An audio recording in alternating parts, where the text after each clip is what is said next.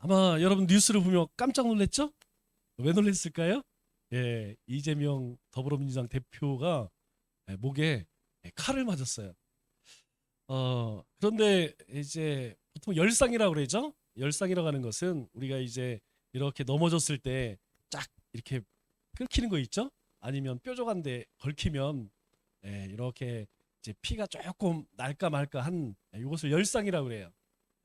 어, 칼로 쫙 베인 것을 자상이라고 합니다. 그래서 예전에 박근혜 대통령이 여기 자상 입었죠? 그것은 깊이 예, 찔려서 잘려진 것을 자상이라고 그래요. 그렇게 심각하지 않습니다. 그런데 이제 서울로 가더니 점점 좀 심각해지죠? 지난해는 우리 배우 이성균 씨가 극단적인 선택을 했는데 오늘은 어제죠? 어제는 이재명 대표가 이런 일을 당했어요. 뭐 이게 중요한 게 아닙니다. 중요한 건 뭐냐면 이분도 기독교인이라는 게 중요한 거예요. 여러분 이분이 지금 이런 상태가 아닐 때 조금 더 정신 상태가 건강할 때 뭐라고 인터뷰를 했냐면 자신은 예배 가운데 하나님의 임재를 경험할 때 너무너무 행복하다, 감격스럽다 이런 인터뷰도 했어요. 신앙이 좋았던 분입니다. 그런데 이런 일을 당했어요. 자, 만일 여러분 삶에 이런 일을 당했다면 어떤 생각을 우리가 해야 할까요? 저는 그렇습니다. 똑같이 예수님의 제자들 가운데 예수님이 경고의 말씀을 하세요. 너희 중에 나를 팔자가 있다. 다른 사람 몰라도 가룟 유다는 알았겠죠. 그러면 그때 아이고 예수님 제가 잠시 그런 마음을 먹었습니다. 예수님 용서해 주세요. 그랬다면 가룟 유다는 그런 오명을 뒤집어 쓰지 않았을 거예요. 그리고 비참하게 죽지 않았을 겁니다. 그런데 그는 결국 제 길고 왔어요. 예수님 말씀을 기억하고 예수님께 돌아오는 것이 아니고 제 갈 길을 갔다는 것이죠. 지난주에 그분은 하나님 앞에 나오지 않고 분명 모태신앙이에요. 그런데 하나님 앞에 나오지 않고 제 길로 갔습니다. 이제 간 사람은 간 거고 이분이 예수님을 믿는 사람이 아니라면 우리 관심 없습니다. 저도 관심 없어요. 예수님을 믿는 사람이기 때문에 그리고 엄청난 사건을 지금 당했기 때문에 여러분 이것을 보면서 어떤 생각이 드세요? 하나님이 이분을 사랑할까요? 아니면 미워하실까요? 여러분들이 보실 때에 하나님이 이 사람을 사랑하는 것 같아요? 아니면 하나님 미워하시는 것 같아요? 저는 사랑하는 것 같아요. 왜냐하면 이분이 굉장히 어려운 가정에 태어나서 정말 어렵게 공부해서 이 사법고시를 패스한 사람입니다. 만일 다른 이분이 정치에 발을 들여놓지 않고 자기가 그 신앙을 잘 지키며 어려운 사람을 위해서 그 변호사 일을 했다면 아마 지금쯤 하늘나라에 엄청나게 상급이 쌓였을 거예요. 사람들에게 존경 또한 받았을 겁니다. 그런데 잠시 정치적으로 와보니까 너무 좋은 거야. 그런데 그 이후부터 정말 우리가 페류스리 들을 만큼 부모에게 형제에게 여러분 이루 말할 수 없습니다. 거기에다가 시장을 하면서 또 지금 재판이 뭐 한두 건이 아닙니다. 수천억 배임 횡령 때문에 지금 재판 가운데 있고 또 도지사 때의 또 문제들 뭐 이루 말할 수가 없어요. 그런데 이런 일이 생겼어요. 만일 처음에 문제가 터졌을 때 분명히 하나님께서는 이분에게 말씀하셨을 거예요. 여러분 하나님이 일하시는 방법을 잘 보셔야 됩니다. 하나님은 처음에 지켜보세요. 우리가 행할 바를 알게 하시고 우리에게 은혜를 베푸십니다. 우리의 삶을 축복하세요. 그리고 하나님이 지켜보세요. 그걸 가지고 무엇을 하나? 우리에게 주신 건강, 지혜, 믿음, 물질, 권세 이걸 가지고 뭘 하는지 하나님이 이렇게 지켜봅니다. 그 다음에 그걸 잘못 사용하면 경고하세요. 때로는 말씀으로 사람으로 여러분 말씀으로 깨닫지 못하면 그 다음에 목사님한테 책망 받는 분들 가끔 계시죠? 말씀으로 못 깨달으면 그 다음 목사님이 직접 얘기합니다. 그래도 안 들으면 그 다음에 찾아오는 게 무엇이냐면 사건과 질병이라고 저는 생각해요. 분명히 찾아옵니다. 왜? 하나님은 절대로 버리지 않으세요. 어떻게 해서든지 돌이키기를 원하신다는 것이죠. 그래도 안 들으면 이거 제 경험이에요. 성경적이지 않고 제 경험에 그렇게 자기 신상에 문제가 생겼을 때도 돌이키지 못하면 그 다음에는 어디로 가느냐? 거의 90%는 99%는 자녀로 갑니다. 왜냐하면 자신의 인생에서 가장 아픈 곳이 거기예요. 모든 인생의 가장 아픈 곳이 어디냐? 자기 자식입니다. 나 때문에 우리의 자식이 어떤 문제가 생겼어. 여러분 눈에 피눈물 나게 하나님 앞에 회개해. 자기 문제 때는 그래도 견딥니다. 그래도 하나님 앞에 나와서 그래도 그냥 아이고 하나님 살려주세요 요 정도지, 만일 자기 자녀 후손에게 문제가 생겼다고 하면 그 정도는 안 해요. 뭐 금식이 아니라 그냥 목숨을 내놓고 기도하더라고요. 그러니까 이분은 지금 마지막 단계 전까지 왔어요.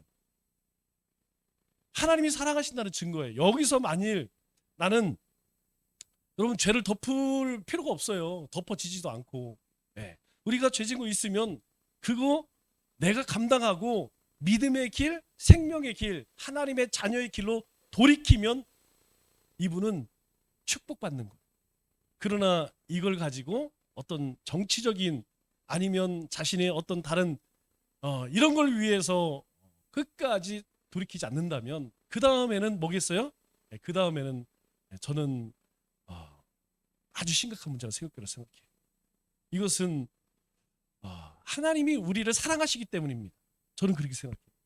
하나님이 정말 사랑하시기 때문에 이분을 이런 일을 당하게 하셨다고 생각해요. 예수님께서 태어나신 곳은 유다의 베들레헴입니다. 우리 구약에서 에브라다 이렇게 이야기를 하죠. 그런데 이 베들레헴이 중요한 이유가 있습니다. 왜냐하면 이 베들레헴은 다윗의 고향이에요. 그래서 이 베들레헴을 다윗의 성이라고 그렇게 이야기합니다. 이 베들레헴이 중요한 것은 예수님께서 베들레헴에서 탄생한 것, 이게 중요한 것은 두 가지의 이유예요. 우리가 이미 공부했습니다. 우리 1장에서 처음 시작한 게 뭐예요? 아브라함과 다윗의 후손, 그리스도의 계보라, 이렇게 이야기해요. 왜 그들의 이름이 나왔다고요? 그들에게 하나님께서 약속하셨어요. 너희의 후손 가운데에 메시아를 보내겠다. 그런데 그 다윗의 고향이 어디냐? 베들레헴입니다. 그래서 이 다윗의 혈통 가운데 메시아가 나타난다고 하는 약속과 함께 베들레헴에서 예수님께서 태어나셨어요. 그렇기 때문에 베들레헴이 중요하다는 거예요. 뭐 예수님이 어디에 태어난들 무슨 문제가 있겠습니까? 그런데 하나님은요, 이 다윗에게 약속하셨던 언약을, 아브라함에게 약속하셨던 언약을 성취시켰다는 거예요. 하나님께서 약속을 이루셨다는 거예요. 그래서 오늘 6절 말씀을 보면 유다 베들레헴 땅아 이렇게 인용한 말씀이 나오죠. 누구를 인용합니까? 호세아 선지자가 700년 전에 예언했던 것이 그대로 이루어졌음을 이야기해요. 그런데 이 예수님께서 태어나실 때에 그때의 왕이 누구냐? 1절 말씀을 보니까 이렇게 이야기합니다. 헤롯 왕 때에 예수님께서 나셨다, 이렇게 이야기합니다. 여러분, 시대와 사람은 아주 중요한 상관관계를 있어요. 여러분, 어느 시대이든지 그 시대를 이끌어가는 사람이 있습니다. 오늘 이 시대를 이끌어가는 사람이 있어요. 또 100년 전, 200년 전 중세 초대교회 때에 그 시대를 이끌고 가던 사람이 있습니다. 그 사람이 어떤 사람이냐면 헤롯 왕이 그 시대의 왕이었어요. 그런데 이 헤롯은 어디 사람이에요? 이둠의 사람입니다. 에돔 사람이에요. 이 에돔 사람이라는 말은 무슨 말이냐면 이 헤롯이 바로 세상을 대표하는 왕이었다라는 것을 우리에게 말씀해 주고 있어요. 지금 이 예루살렘을 누가 다스리고 있어요? 헤롯 사람, 저 에돔 사람이 다스리고 있어요. 여러분, 원래는 안 됩니다. 왕이 될 수 없는 사람이에요. 그런데 온갖 술수를 부려서 왕위에 올랐다는 것이죠. 그러니까 세상의 왕이 이스라엘을 다스리고 있으니까 이스라엘은 지금 어떤 꼴이에요? 뭐 이야기할 필요도 없죠. 내용은 완전히 사라지고 형식만 남아있어요. 제사, 제사장, 서기관, 바리새인, 이런 모습은 나타나 있는데 실제 하나님을 경배하고 경외하고 사랑하고 그 말씀을 쫓아 순종하는 것은 없다는 것이죠. 그런데 이 세상을 대표하는 헤롯 왕이 다스리는 이때에 누가 오셨어요? 예수님이 오셨어요. 그럼 예수님은 누구죠? 예수님은 바로 하나님 나라의 대표라는 거예요. 그러니까 세상을 대표하는 헤롯과 우주의 왕이시며 인류의 참된 왕이신 예수님께서 함께 공존하게 되었다라는 것입니다. 여러분, 이것은 오늘 우리가 사는 이 시대에도 마찬가지예요. 오늘 이 시대에 예수님께서 다시 승천하시면서 우리에게 뭘 보내주셨어요? 보혜사 성령님을 보내주셨어요. 그러니까 우리가 사는 이 시대에도 바로 하나님의 나라와 세상 나라가 어디에서? 우리의 삶 속에서 계속해서 부딪힐 수밖에 없어요. 여러분, 헤롯과 예수님이 하나 될 수 있을까요? 절대 불가능합니다. 왜냐하면 이 헤롯은 철저히 세상의 왕이에요. 그러나 이 예수님은 하나님의 아들로서 오셨어요. 그렇기 때문에 하나가 될 수 없다는 거예요. 오늘 우리의 삶도 마찬가지입니다. 이 두 세상이 공존하는 이 시대에 우리가 저 세상과 함께 친구 될 수 있을까요? 세상과 합하여 살 수 있을까요? 성경은 우리에게 말씀하는 것이 그럴 수 없다라고 이야기해요. 왜? 우리는 어디에 속한 사람이기 때문에? 하나님 나라에 속한 사람이기 때문에. 그런데 그 시대를 살아가요. 그래서 세상을 대표하는 이 헤롯 왕이 예수님의 탄생을 들었을 때에 가만히 있을 수 있을까요? 그럴 수 없죠. 자기가 다스려야 되는데 하나님 나라의 대표가 왔으니 이거 난리가 났죠. 그래서 어떤 일이 일어납니까? 1절 하반절에 보니까 동방으로부터 어떤 박사들이 와서 예루살렘에 이르러서 이야기를 합니다. 2절에 보니까 유대인의 왕이 나시니가 어디 계시냐? 그들은 몰랐어요. 그런데 동방 박사들이 와갖고 아니 유대의 왕으로 나시니가 어디 있느냐? 우리가 동방에서 그의 별을 보고서 경배하러 왔다. 아무도 몰랐어요. 그랬더니 3절에 헤롯과 온 예루살렘이 듣고 소동한지라 난리가 났습니다. 그들은 까맣게 아무것도 모르고 있었어요. 그런데 동방 박사 이야기를 듣고 아니 그리스도가 왔다고? 메시아가 왔다고? 그러니까 4절에 뭐라고 이야기합니까? 헤롯 왕이 모든 대제사장과 백성의 서기관들을 모아 그리스도가 어디서 나겠느냐? 이거 말이 안 되죠. 이거 지금 내가 잘 다스리고 있는데 아니 진짜 왕이 났어? 큰일 났네? 5절에 뭐라고 이야기합니까? 그들이 이야기해요. 왜? 이들은 성경을 잘 아니까 선지자들이 어떤 얘기를 했는지 아니까 유대 베들레헴에서 났습니다. 선지자 호세아가 기록된 바 6절에 보니까 유대 베들레헴 땅 여기에서 한 다스리는 자가 나와서 내 백성 이스라엘 복자가 되리라 그렇게 말했습니다. 그랬더니 7절에 헤롯이 가만히 박사들을 불러서 야, 그 징조가 메시아가 왔다는 징조가 언제부터 나타났냐 자세히 듣는 거예요. 그리고 8절에 뭐라고 이야기합니까? 그래? 그럼 너희 가서 예배 드리고 그리고 나중에 갈 때 나한테 와서 얘기 좀 해줘. 그러면 내가 가서 경배할게. 이렇게 얘기해요. 여러분, 요때에 중요한 두 사건이 있습니다. 하나는 헤롯과 예루살렘이 소동했다 이야기예요. 여러분, 이 소동을 제가 영어 성경을 보니까 이렇게 이야기하고 있어요. 디스터브라는 단어를 쓰는데 이 말의 뜻이 무엇이냐면 어지럽히다 이런 말. 어지럽히다. 여러분, 우리가 정신이 막 산란할 때가 있죠? 정신이 어지러울 때가 있죠? 언제 그래요? 우리가 막 생각지도 못한 일을 그런 일이 막 생기면 막 정신이 어지러워. 여러분, 생각이 어지럽다라는 뜻이에요. 그러니까 지금 헤롯과 예루살렘 사람들은 지금 막 정신이 어지러운 거야. 그 얘기는 뭐예요? 한 번도 메시아가 올 것이라고 그들은 기대조차 하지 않았다는 것이죠. 아니 갑자기 메시아가 왔다고?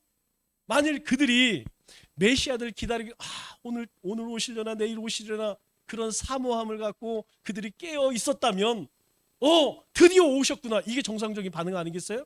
그런데 아니 무슨 메시아가 왔다는 거야. 그래서 그들 정신머리가 지금 다 나가버렸어요. 요즘 말로 그냥 멘탈이 다 탈탈 털린 거죠. 그래서 성경은요 소동한지라 이렇게 또 한 가지는 무엇이냐면 헤롯이 괴계를 꾸며요. 야 너희들 가서 그 경비하고 나한테 알려줘. 나도 가서 경비할게. 이게 진짜일까요? 아니죠. 아니 내가 다스리는 나라를 이 유대의 왕 이 하나님이 오신다고? 말도 안 되지. 그냥 싹을 잘라버려야겠구나. 내가 그거 어디에서 태어난지 알았다면 내가 가서 없애버리겠다. 그 의미 아니겠어요? 그런데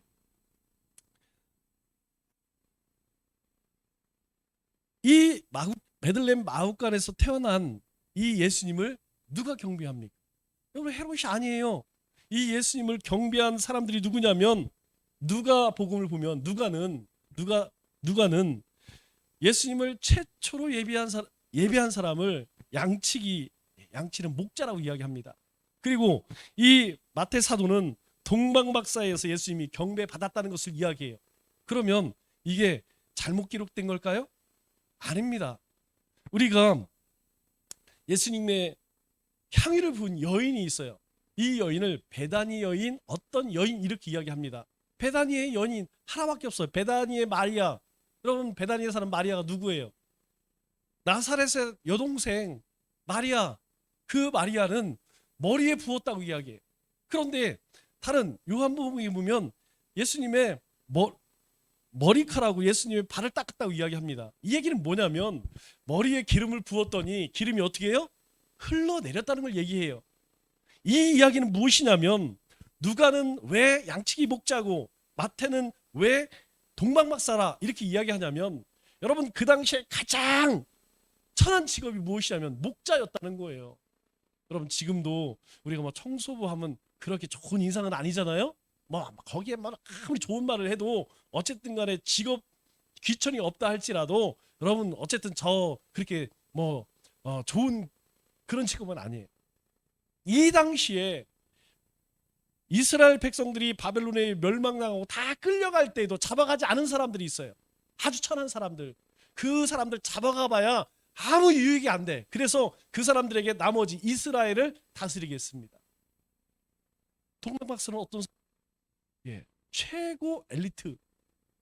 이 이야기는 무엇이냐면, 바로 이 세상 가운데서 가장 밑바닥부터 가장 존귀한 사람에 이르기까지 예수님에게 와서 전부 예배를 경배했다라는 것을 이야기하는 거예요.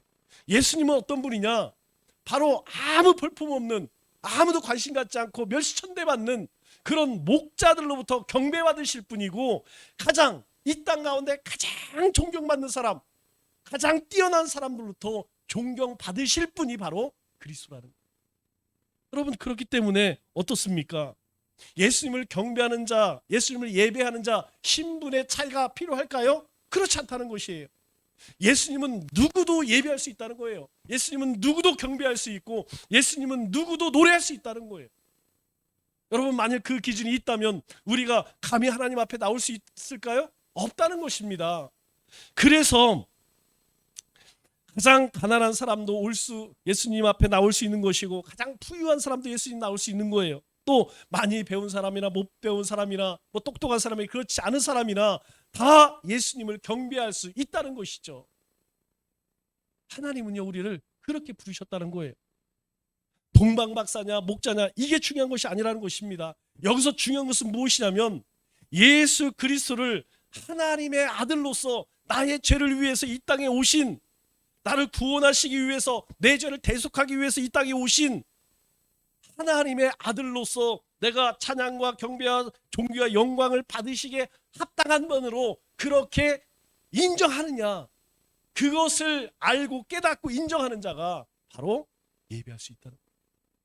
여러분, 이 예루살렘 사람들이 이 메시아에 대해서 몰랐을까요? 그들은요, 모세 오경은 기본으로 암기를 합니다. 왜 모르겠어요? 이미 다 알고 있죠. 그런데 그들은 예수님께 경배하지 않습니다. 정말 천한 저 목자들이 와서 가장 먼저 예배드려요. 가장 존귀하다고 하는 이 박사들, 동방의 박사들, 그들이 와서 경배를 해요.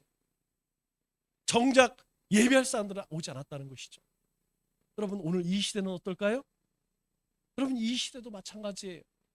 어떤 사람이 하나님을 예배하느냐? 예수 그리스도가 바로 나의 구주 하나님의 아들이라고 그렇게 믿고 확신하는 사람이 만사를 다 제껴두고 하나님 앞에 나올 수 있는 거예요. 여러분, 우리가 예배 드리지 못할 때 있죠? 여러분, 가만히 생각해 보세요. 우리가 어떤 사고가 나거나 어떤 문제가 있을 때에는 어쩔 수 없는 상황이니까 이해하지만, 대부분은 어떻습니까?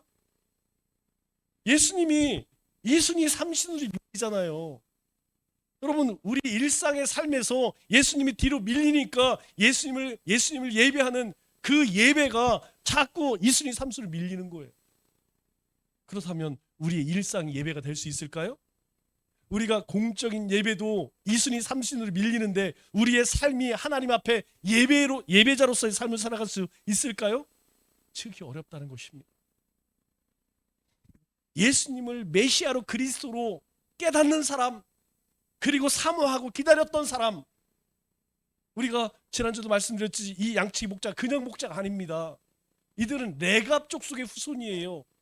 무려 그의 조상 요나단으로부터 700년 800년 동안 그 약속의 말씀을 붙들고 그들은 포도농사 짓지 않고 집을 짓지 않고 들판에서 이슬 맞으며 양치면서 그렇게 살아왔다는, 하나 너희의 가운데 약속한 그분을 만나기 위해서 그들은 그렇게 살아왔어요. 그들은 밤하늘을 바라보면서 우리 조상에게 얘기했던 그분을 언제 보내주실까, 그들은 그걸 잊지 않았다는 거예요. 진정으로 예수님을 발견한 사람, 진정으로 예수님을 만난 사람, 그 사람이 찬양과 그 마음의 경배로 가득 차게 되는 것입니다. 진정한 신앙적인 태도라는 게 뭐예요? 진정한 신앙이라는 것은 우리의 마음과 영으로 드리는 예배를 의미하는 거 아니겠습니까? 그래서 요한복음 4장 23절에 뭐라고 이야기합니까? 아버지께 참되게 예배하는 자들은 영과 진리로 예배할 때가 오나니 곧 이때라. 아버지께서 자기에게 이렇게 예배하는 자들을 찾으시니라. 찾으신대요. 어떤 사람?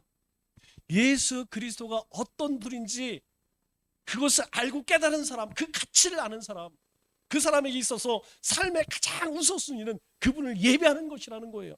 모든 것을 만사를 제껴두고 그분을 예배하는 것이랍니다. 여러분, 이 시대에, 오늘 이 시대의 현대 교회의 비극이 뭡니까? 여러분, 분명하게 이야기할 수 있어요. 그것은 영과 진리로 하나님을 예배해야 하는데 그렇게 예배드리지 않아. 제가 대형 교회를 욕하는 건 아니지만, 여러분, 대형 교회 예배를 볼 때마다 느끼는 것이 저게 하나님을 예배하는 건지 저게 지금 쇼하는 건지 막 헷갈릴 때가 있어요. 지금 자기들 위로받을 예배하는 건지 아니면 진짜 하나님을 경배하는 건지, 말씀을 들을 때도 도대체 이걸 복음이 선포되는 건지 지금 뭘 얘기하는 건지 잘 모를 때가 있습니다.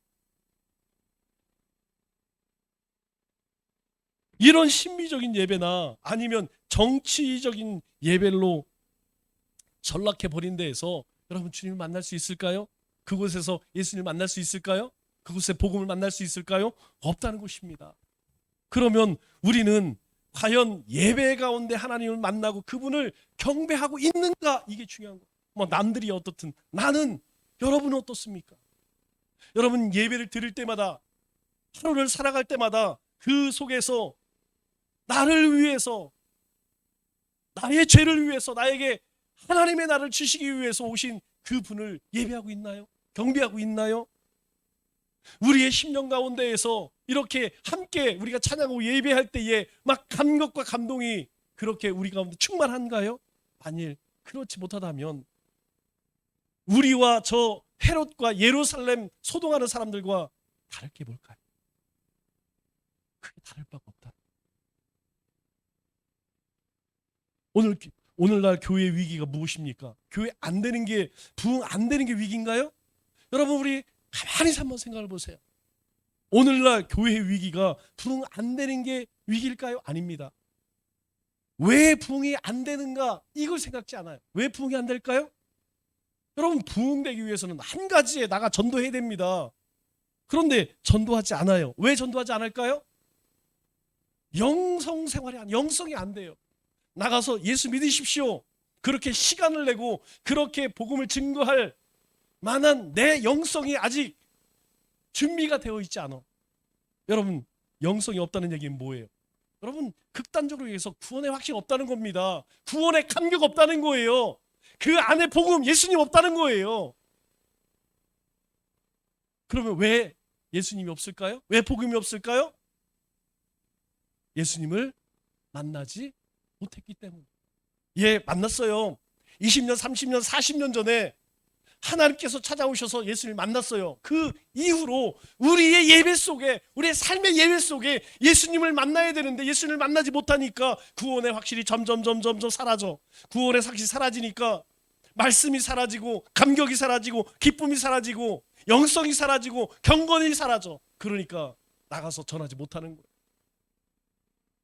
왜 여러분들에게 큐티하십시오? 왜 말기찬미하십시오? 왜 이제 우리가 전도지 하나씩 들고 다니며 하루에 한 개씩이라도 한번 해봅시다. 왜 그럴까요? 그 주님을 만나시라는 거예요. 다시 이 땅 가운데 오신 그 주님, 2023년 전에 오신 그 주님을 우리가 매일매일 만나지 않으면 우리는 저 헤롯과 예루살렘 사람처럼 그냥 분주할 뿐이라는 거예요. 분주할 뿐. 가장 큰 문제가 무엇입니까?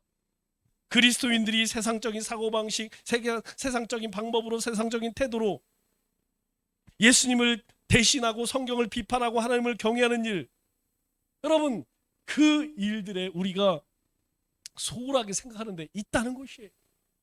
우리는 하나님의 말씀으로, 하나님의 방법으로 사고하고 행동하고 그렇게 살아가는 존재예요. 그런데 그게 사라지고요, 세상적인 것, 세상적인 태도와 세상적인 방법을 쫓아가고 있다는 것이죠. 이것이 오늘 우리의 위기라는 것입니다. 더 쉽게 이야기하면 믿음이 없어. 주님이 약속하셨다면 메시아가 오셨구나, 그렇게 깨달아야 되는데 주님이 말씀하셔도요, 하나님 말씀하셔도요, 하나님 말씀보다 내가 살아온 것이, 내 생각과 내 경험이 더 중요해. 그거 아닙니다, 하지 마십시오, 말 안 들어요. 왜 이 지경이 되었을까요? 오늘 예수님이 오셨을 그 시대와 지금 이 시대가 별반 다르지 않다는 거예요. 그럼 노아 시대는 뭐 특별했을까요? 아닙니다. 여러분 우리가 성경을 요즘 말기참에 읽으시면서 그거 읽죠? 뭐 느끼세요? 노아에게 배를 만들라, 그 시대의 사람들을 보세요. 그 생각하는 것이, 그 계획하는 것이 모두 악하였더라.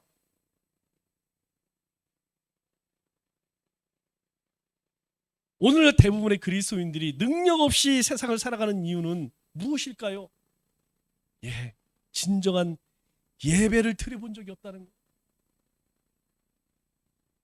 우리 가운데 진정한 예배가 없다는 거예요. 그 예배 가운데에 감격의 눈물이, 참회의 눈물이 사라져 버렸다는 것입니다. 참된 예배 가운데에서 십자가를 경험하고 부활을 경험해야 되는데 그것이 내 안에서 사라져 버렸어요. 여러분 예배 드릴 때, 여러분 예배 드리러 올 때, 공적 예배를 드리러 올 때 어떤 마음으로 오십니까? 여러분 스스로 한번 생각해 보세요. 정말 기대하고 사모하고 갈급한 심령으로 준비하며 오십니까? 저는 말씀을 준비할 때마다 늘 떨리는 마음으로 준비해요. 여러분들에게 말씀드렸지만 여러분 한 번도 원고 이거 안 들고 온 적이 없어요. 회사에 선교회 모임을 갈 때에도 여러분 빈손으로 가본 적 없습니다. 성경책 한 권 놓고 말씀 전해본 적이 없어요. 새벽 예배를 드릴 때도 항상 원고를 준비합니다. 실력이 없어서요? 아니. 내가 먼저 말씀을 준비하면서 하나님께서 부으실 은혜를, 축복을 기대하지 않으면 하나님께서 오늘은 또 무엇을 바라보게 하실까? 무엇을 꿈꾸게 하실까? 이것 내가 먼저 경험하지 못하면 무엇을 전하겠습니까? 그런데 예배 드리러 오신 분이 그런 기대도 사모함도 갈급함이 없다면 여러분 우리 가운데에 어찌 찾아오신 예수님을 만날 수 있겠 하는 것이, 말씀을 맺겠습니다. 예수님이 이 땅에 오셨을 때 사람들은요 다 소동했어요. 그 누구도 예수님을 기다리지도 사모하지도 않았다는 것입니다. 그래서 메시아를 경배하지도 예배하지도 않았습니다. 오직 천한 목자 그리고 저 동방의 박사만이 예수님을 찾아와서 예수님을 경배하고 찬양하고 예배했습니다. 날마다 우리 가운데 함께 하시는 임마누엘 예수님. 예수님께서 이 땅에 오신 것은 우리와 함께 하시기 위함이라고 말씀하세요. 우리가 원하든 원치 않든 우리 주님은요, 우리와 함께 하기를 원하신대. 그 임마누엘 하나님과 함께 동행하는 삶, 예배하는 삶, 경배하는 삶을 살아가는 우리 믿음의 권속되시길 주님의 이름으로 축원합니다.